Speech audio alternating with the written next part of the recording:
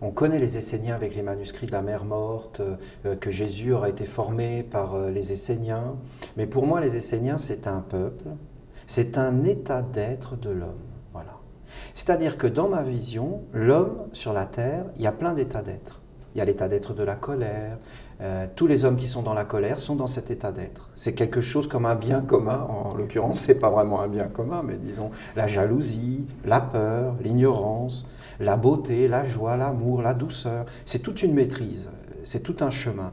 Et quand on a une conscience de cette invisibilité et de toute une science, de tout un savoir ancestral, on rentre dans ce peuple, dans cet état d'être, dans cet état de conscience des Esséniens. Je pense, et j'ai parlé avec des milliers et des milliers de personnes, j'ai écouté beaucoup de gens parler, j'ai regardé autour de moi avec mes yeux, mes oreilles, j'ai écouté, j'ai vu que c'est l'aspiration profonde de tout être humain, que d'entrer dans cette lumière des Esséniens, dans cet état de conscience des Esséniens. Tous les grands philosophes, les grands maîtres spirituels, les grands fils de Dieu, les grands messagers de la lumière qui étaient porteurs d'un espoir, d'une sagesse, comme Bouddha, comme Lao Tse, comme Hermès Trismégiste pour les Égyptiens, dans tous les peuples, il y a eu des lumières, ont été formés par les Esséniens. C'est ce que je pense.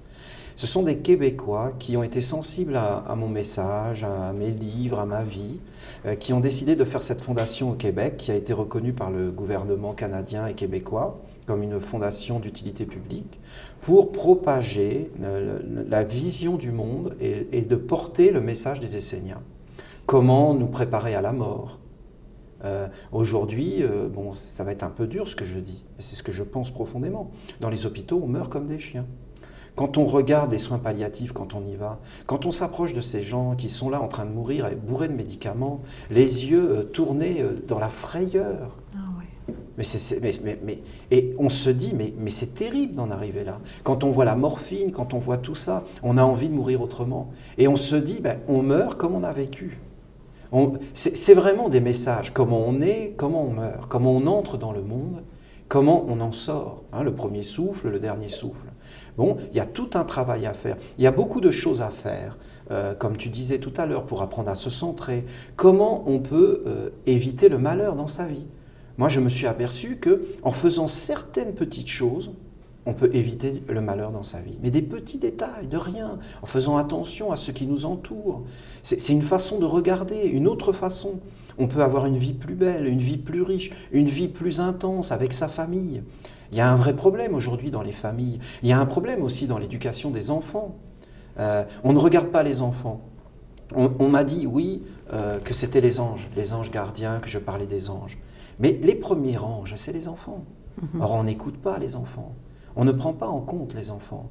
Moi, je me suis aperçu que si on écoutait les enfants, qu'on leur demandait de nous dire comment ils voient le monde, et de nous dire qu'est-ce qu'ils voudraient dans la vie, et comment même on pourrait régler nos grands problèmes, le problème des adultes. Car il y a beaucoup de choses, les adultes, c'est un échec.